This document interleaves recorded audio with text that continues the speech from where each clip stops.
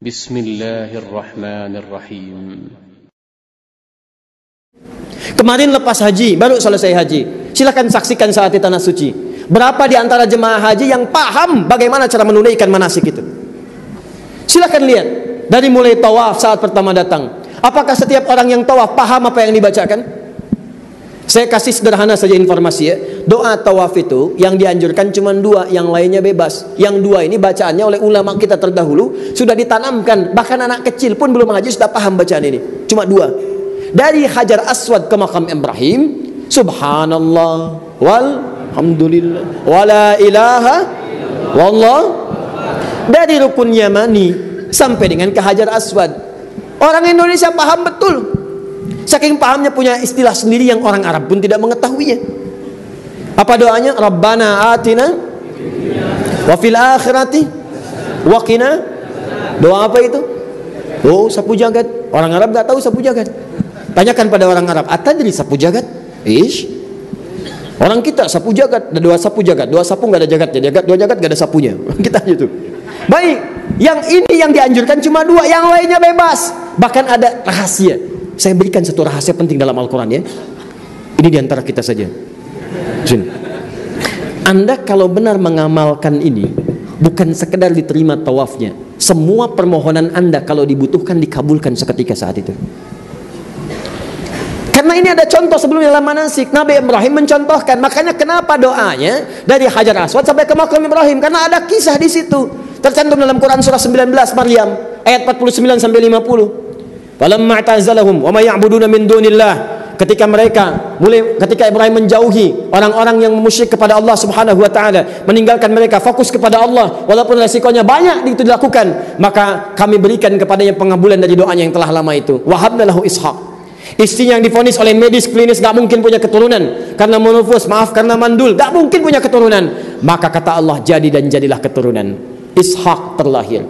Kapan itu terlahir? Ketika Nabi Ibrahim mengundang semua resiko karena ingin mendekat kepada Allah Subhanahu wa taala. Mendekat kepada Allah bisa dengan tiga cara. Makna kalimatnya subhanallah, dua walhamdulillah, tiga wala ilaha illallah Allahu akbar. Subhanallah. Maaf, kalimat subhanallah diucapkan kapan? Kalau bapak ibu melihat misalnya ke Ngarai Siano, pergi ke Harau, banyak pemandangan bagus, diucapkan apa? Masya Allah. Ingat, bukan subhanallah. Kalau kalimat yang benar, Masya Allah. Kalau subhanallah, itu asalnya diucapkan pada keadaan yang bertentangan dengan sifat dan keagungan Allah. Contoh, Quran surah kedua Al-Baqarah ayat 116. Ada orang berkata, Allah punya anak ya? Wa qalu ittakhadallahu walada. Mereka berkata Allah punya anak. Subhana. Itu tidak benar. Contoh, Quran surah 17 ayat 1. Ketika Nabi di Isra Mi'rajkan, orang-orang berkata, Muhammad Tuhanmu gila ya, bisa memperjalankan hambanya dari Mekah ke Masjidil Aqsa cuma semalam, balik lagi turun ayat subhanalladzi asra. Itu enggak benar. Subhan. Tapi kalau Anda melihat yang indah-indah, yang baik-baik, maka ungkapkan dengan ma'ta'ajjub, takjub. Sya Allah, yang Allah izinkan. Lihat Ngarai Siano indahnya, Anda katakan Masya Allah. Maka ini maknanya dalam bahasa Indonesia, ya Allah, saya kagum, takjub dengan keindahan ini. Kalau bisa teruskan setiap saya datang ke sini, indah pemandangannya. Awas, para ibu sering keliru. Ketika anak-anaknya sulit diatur, luar biasa, lompat sana, lompat sini, tidak ikut ibunya, maka apa yang ibu katakan? Masya Allah, sungguh indah kenakalan ini, teruskan ya Allah, teruskan. Itu ya. Awas. Nah, kembali kepada yang tadi, balikan.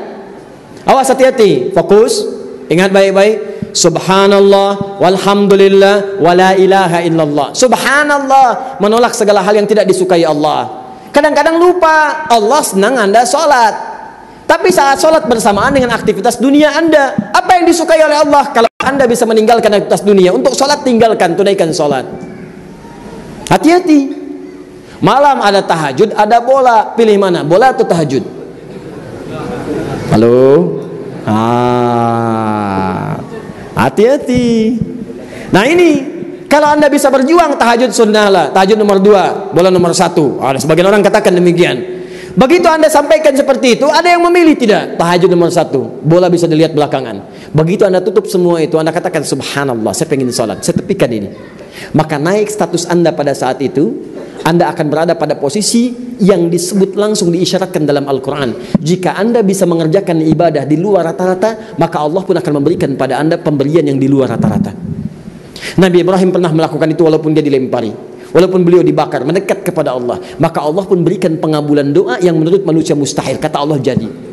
Makanya ketika Anda tawaf, kenapa baca subhanallah, walhamdulillah, wala ilaha illallah, Allahu akbar? Itu ada maknanya. Lakukan perjuangan Anda seperti Nabi Ibrahim. Ketika sampai di makam Ibrahim, silahkan bebas berdoa dengan bahasa Anda. Bebas.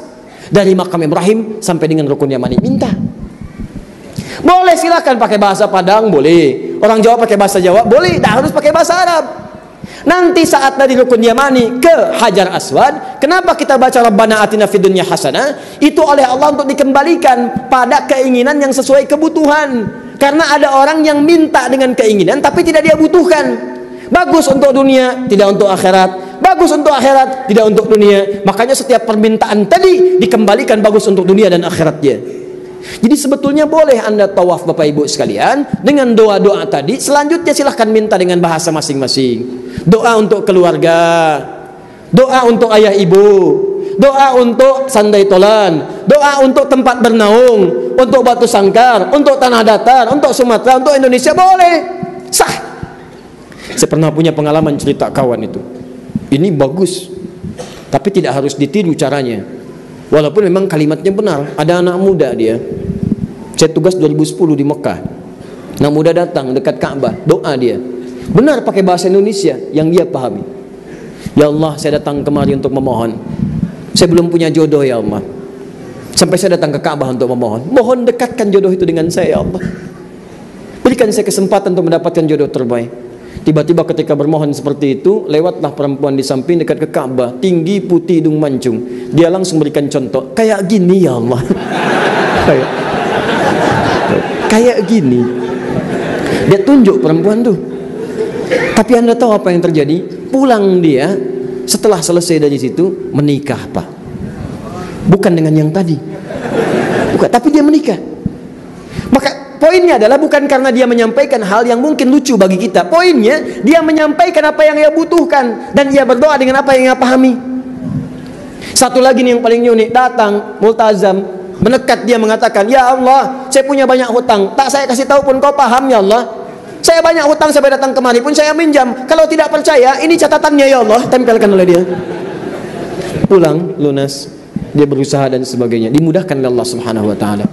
Nah, kita seringkali mengerjakan sesuatu yang tadinya mudah dipersulit, yang sulit tidak menjadi mudah karena tidak paham ilmunya. Sekarang lebih parah. Ada orang tawaf sekarang, tawafnya live, sa'inya live.